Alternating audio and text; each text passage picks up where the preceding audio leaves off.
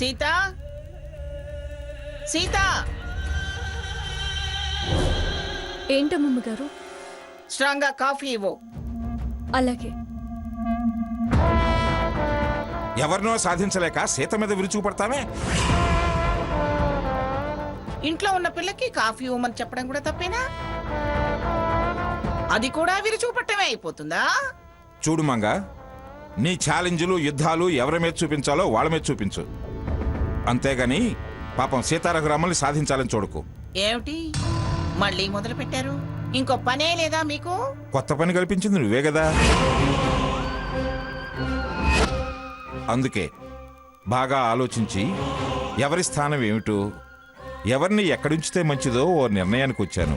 ఏమిటో నిర్ణయం? చూడు మంగ, సీత తెలివితేటల గురించి, గతంలో తను రఘురాం కొత్త ప్రాజెక్టు విషయంలో చేసిన సాయం, పడ్డ శ్రమ, చూపించిన తెలివితేటలు, మంత్రి గారే స్వయంగా సీతని పొగటం ఓసారి గుర్తుకు తెచ్చుకో. ఇప్పుడు అవన్నీ గుర్తు చేసుకోవాల్సిన అవసరం ఏమిటి? అంత తెలివైన సీతని నువ్వు ఈ ఇంట్లో పని మనిషిని చేశావు. నీ మనవడేమో రఘురామని రిసెప్షన్లో కూర్చోబెట్టాడు. వాళ్ళని అలా పని వాళ్ళలా సెటిల్ చేయడానికి కాదు, వాళ్ళని నేను ఇంత పట్టుబట్టి ఇక్కడికి తీసుకొచ్చింది. మీరు వాళ్ళ స్థాయిని తగ్గించి ఆనందపడుతున్నారు, కానీ నేను వాళ్ళ స్థాయిని పెంచి కూర్చోబెడతాను. ఇవాళ నీ గెలుపుకు కారణమైన సీతే రేపు తను ఆ గుర్తింపు తెచ్చుకునేలా నేను చేస్తాను. ఆహా, సరే సరే. ఎత్తు పీటలు చేయించి ఇంట్లో ఒకటి ఆఫీసులో ఒకటి వేసి కూర్చోబెడతారా? కాదు, అటు కంపెనీలోను ఇటు ఇంట్లోనూ మీకు సమానంగా కూర్చోబెడతాను.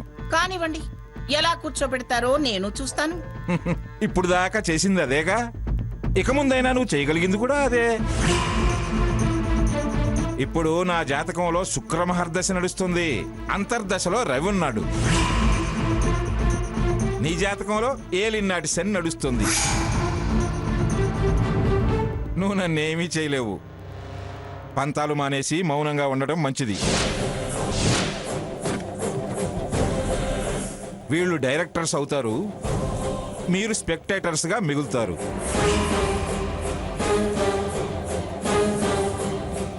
కాఫీ.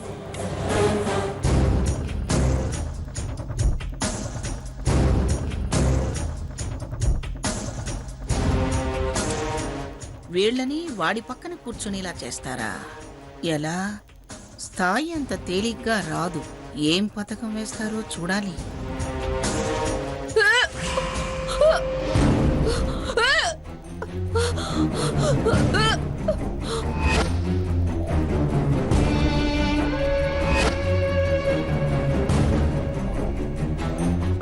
రే సాకేత్, సాకేత్! వస్తున్నా గ్రాని. ఏమైంది గ్రాని? ఏమిట్రా, పెళ్ళాం వాంతి చేసుకుంటుంటే ఏమిటి అని అడుగుతావేమ్రా?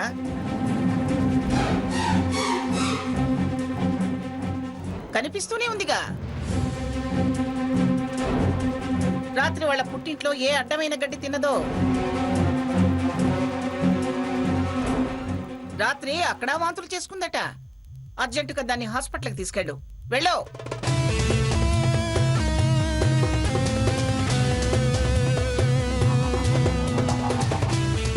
ఏమైంది?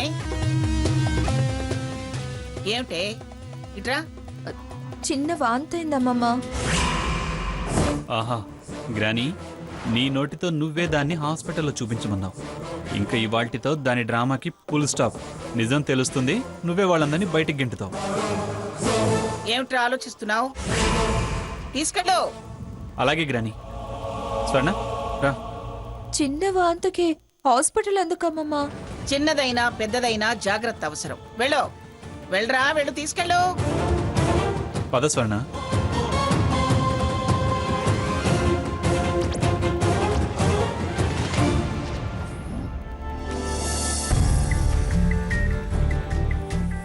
ఏంటి నాన్న రమ్మన్నారు?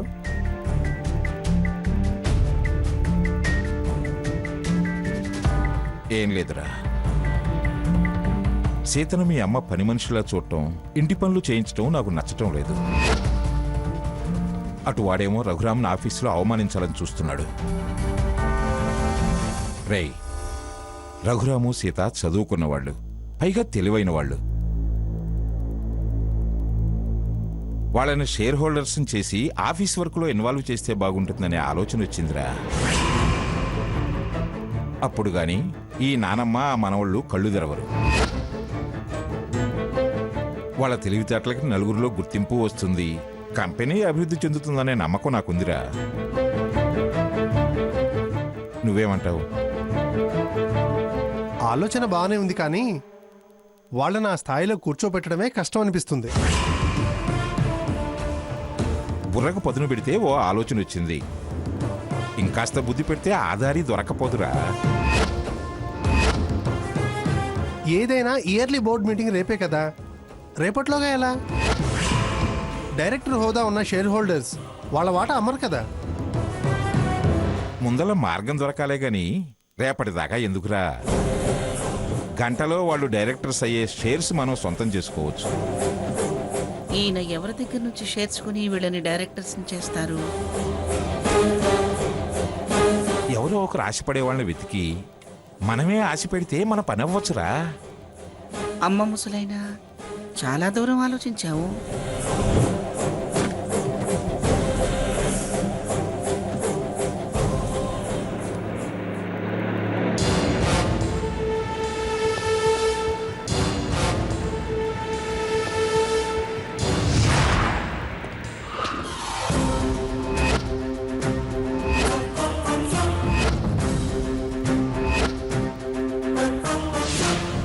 డైరెక్టర్ హోదా ఉన్న షేర్ హోల్డర్స్ వాళ్ళ వాటా అమ్మరు కదా. ముందల మార్గం దొరకాలే గాని రేపటిదాకా ఎందుకురా? గంటలో వాళ్ళు డైరెక్టర్స్ అయ్యే షేర్స్ మనం సొంతం చేసుకోవచ్చు.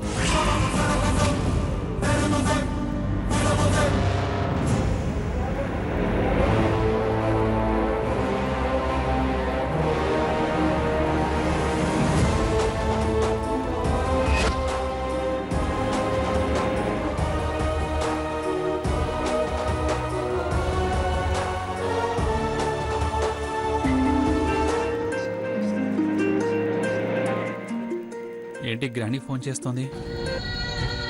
ఇప్పుడేగా బయలుదేరింది. హలో, ఎక్కడున్నావురా? On the way. అలాగే, అయితే ముందు అక్కడికే వెళ్తా గ్రాని.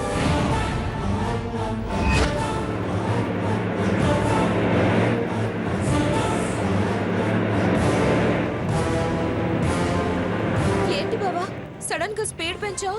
నిన్ను కిందికి నెట్టేద్దామని. నీ నాటకం బయటపడ్డాక అదేగా శిక్ష. కాస్త స్లోగా వెళ్ళు బావా. ఏయ్, మాట్లాడుకో.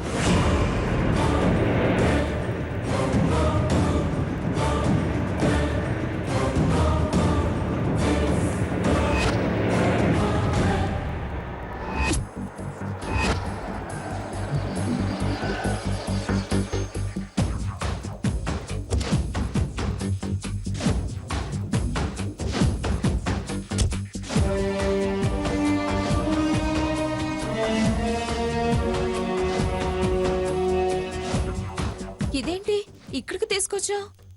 నీకు సెల్ బుక్ చేద్దామని. నువ్వు చేసే మోసానికి విచారణ కాలంలో ఇక్కడుంచి ఆ తర్వాత నేను చెప్పానే ఆ శిక్ష వేద్దామని.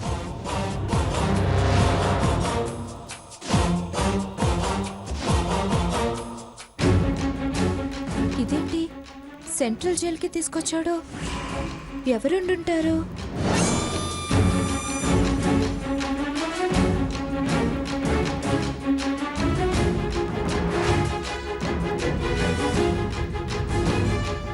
ఎవరండి మీరు? ఎవరిని కలవాలి?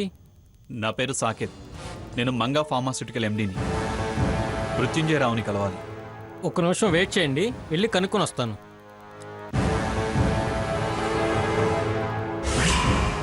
ఏయ్, నువ్వెందుకు వచ్చావు ఇక్కడికి? నువ్వెందుకు వచ్చావా అని. షడప్. ముందు వెళ్ళి కార్లో కూర్చో. వెళ్ళు. కలవడం ఇష్టం లేదంటున్నారండి. ముందు నువ్వు నన్ను పంపించు, నేను మాట్లాడతాను. అలా అతని ఇష్టం లేకుండా పంపించడం కుదరదండి.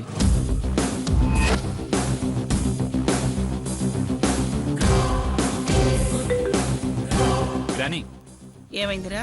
అతను కలవడానికి ఇష్టపడటం లేదట. ఇతను పంపించనంటున్నాడు. అవసరం మనది, కలిసి తీరాలి. ఎలాగో అలాగ మేనేజ్ చెయ్యి. అన్నీ నేనే చెప్పాలా?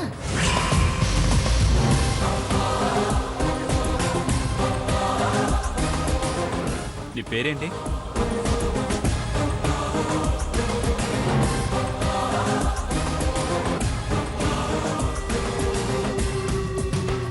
సరే సార్, త్వరగా వెళ్ళి మాట్లాడండి, లేదంటే నేను రిస్క్లో పడతాను.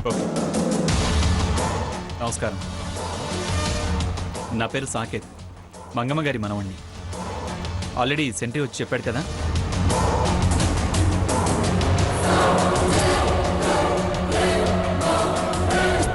అటు వెళ్ళండి.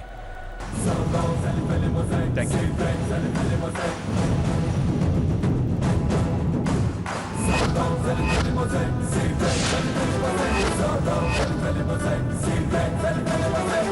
మృత్యుంజయ్ గారు, మృత్యుంజయ్ గారు, నమస్కారం. మృత్యుంజయ్ గారు, కలవటం ఇష్టం లేదన్నానుగా, ఎందుకొచ్చావు? మీతో మాట్లాడడం తప్పనిసరైంది. ఎందుకు ఎందుకు నన్ను వెతుక్కుంటూ వచ్చావు? నాతో అంత తప్పనిసరైన పనేంటో? మా గ్రాని కేసు వాపస్ తీసుకుని మిమ్మల్ని విడిపిస్తాను. ఎందుకో? మీరు మా కంపెనీలో వాటాదారులుగా. ఈ లాభమేగా నాకు పంచిచ్చింది మీ బామ్మ. నష్టపరిహారం చెల్లిస్తానంది. అబ్బో, సడన్ గా నా మీద ఎందుకంత జాలి కలిగిందో? శత్రుత్వాన్ని శాశ్వతంగా పెంచుకోవడం ఇష్టం లేక. ఆహా, హ. చూడు సాకేత్, నీ గ్రాని ప్రతిఫలం ఆశించకుండా ఏ పని చెయ్యదు. అసలు నన్ను ఎందుకు విడిపించాలనుకుంటుందో, ప్రతిఫలం ఎందుకు ఇవ్వాలనుకుంటుందో నాకు బాగా తెలుసు. నీ గ్రాని ప్రతిఫలం ఆశించకుండా ఏ పని చెయ్యదు. అసలు నన్ను ఎందుకు విడిపించాలనుకుంటుందో, ప్రతిఫలం ఎందుకు ఇవ్వాలనుకుంటుందో నాకు బాగా తెలుసు. మీకు అవసరం అనిపిస్తే తప్ప మనుషులు మనుషులుగా కనిపించరు. అవసరం లేకపోతే పశువుల కన్నా హీనంగా చూస్తారు. కేసు విత్డ్రా చేసుకోమని 1,00,000 సార్లు మాట్లాడాను, వినలేదు, వినిపించుకోలేదు. నా వాటాతో అవసరం ఏర్పడింది కదూ. అర్జెంటుగా మీ వాటా షేర్స్ మా సొంతం కావాలి. అమౌంట్ చెప్తే మీ అకౌంట్లో వేస్తాం.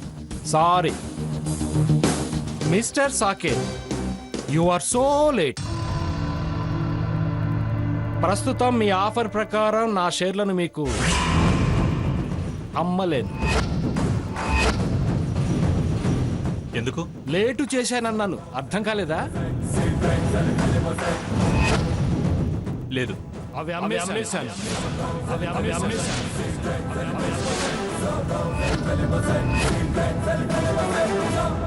వాట్? అమ్మేశావా? ఎస్, నిజంగా అమ్మేశావా? శిక్ష అనుభవిస్తున్న వాడిని అబద్ధం ఆడాల్సిన అవసరం లేదు. పిచ్చి. ఛ. సాకేత్, ఇప్పుడు విడిపించడం కుదరదు కదూ. పోనీ ఎవరికి అమ్మావు? ఆ డీటెయిల్స్ నీకు చెప్పాల్సిన అవసరం నాకు లేదు. తెలుసుకోవాల్సిన అవసరం నాకుంది. నా దగ్గర నుంచి ఏ ఇన్ఫర్మేషన్ రాదు, నువ్వు వెళ్ళు.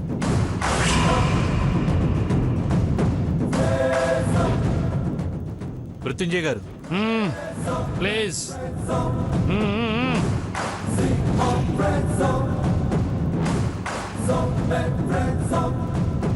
సరే, మళ్ళీ కలుస్తా.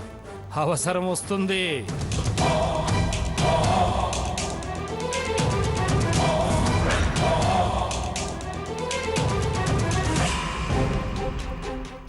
ఏంటి, ఏం ఆలోచిస్తున్నావు? ఆలోచించింది చాలు, వచ్చి కారెక్కు.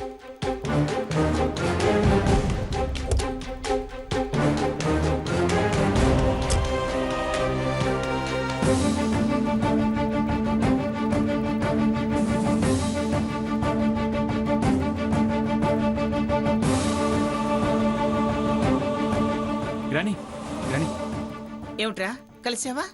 ఏమన్నాడు? కలిశాను గ్రాని.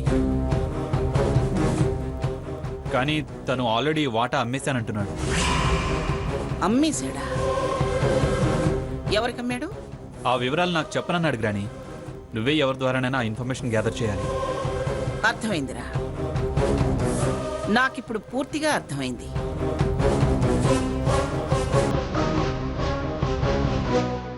అతని వాటా ఎవరికొన్నారో బాగా అర్థమైంది.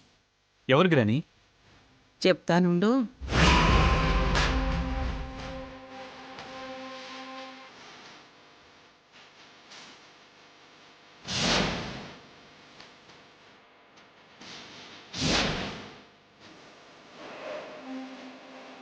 స్వర్ణ అక్క. ఏంటక్క? ఏంటి హాస్పిటల్కి వెళ్ళారు కదా, ఏమన్నారు? అసలు హాస్పిటల్కే వెళ్ళలేదు, అట్నుంచి డైరెక్ట్గా మళ్ళీ ఇంటికే తీసుకొచ్చాడు.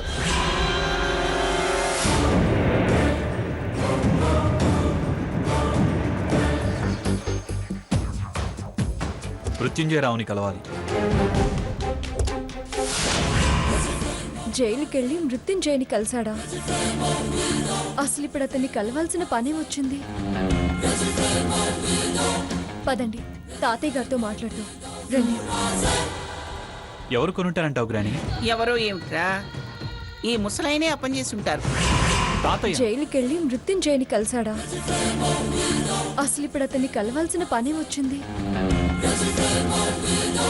పదండి, తాతయ్య గారితో మాట్లాడుతూ రండి. ఎవరు కొనుంటారంటావు గ్రాని? ఎవరో ఏమిట్రా, ఈ ముసలైనే అప్పంచేసి ఉంటారు. తాతయ్య అంతకన్నా ఇలా అతని వాటా కొనాలనే ఆలోచన ఎవరికీ రాదు. లీగల్ బుర్ర కదా, ఆయన తప్ప ఇంకెవరూ ఆ పని చేసే అవకాశమే లేదు. పద వెళదాం.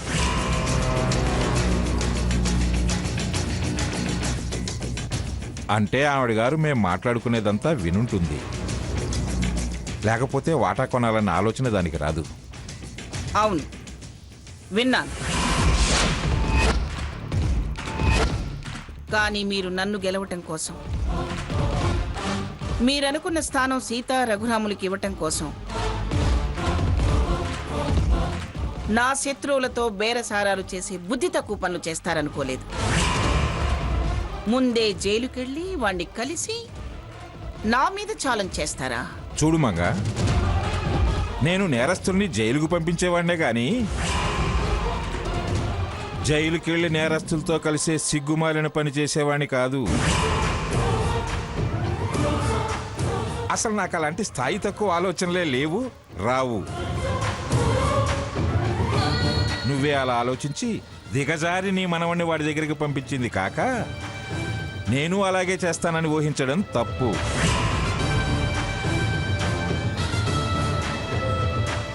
మన మధ్య మనస్పర్ధలు ఉండొచ్చు, నువ్వు అయిన వాళ్ళని పరాయి వాళ్ళలాగా చూడొచ్చు, కానీ నా గుణం అది కాదు. మనం పోట్లాడుకోవచ్చు, కానీ అవతల వాళ్ళతో పంచాయతీ వస్తే మనమంతా ఒక్కటే అనుకునేవాణ్ణి నేను.